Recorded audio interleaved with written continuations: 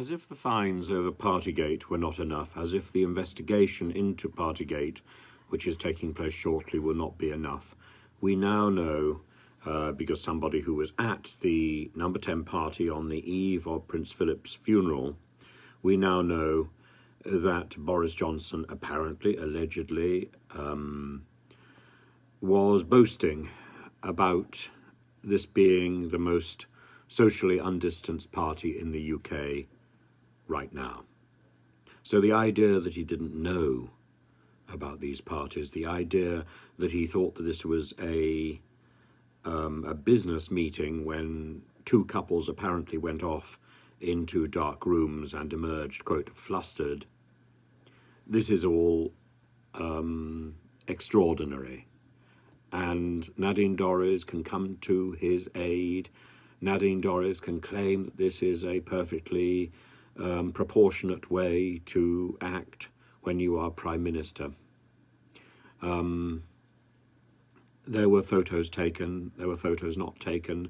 There's paper apparently that's been shredded. I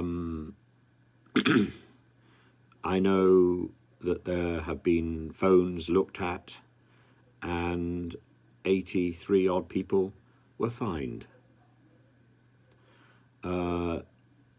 Somebody has said that the party contained more debauchery than you can possibly imagine.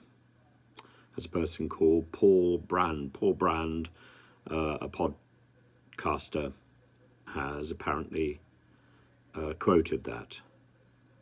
The Queen, in contrast, was unable to be with her family, and when Prince Philip was buried, she was sitting alone. And yet here were people frolicking around.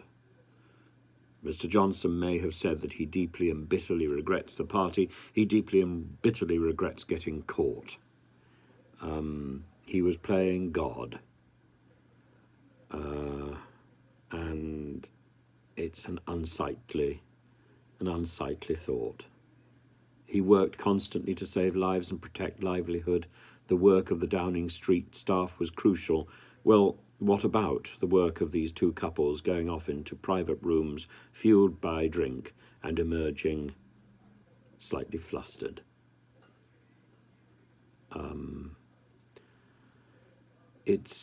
I think it's inconceivable that Boris Johnson could possibly make a comeback after these allegations.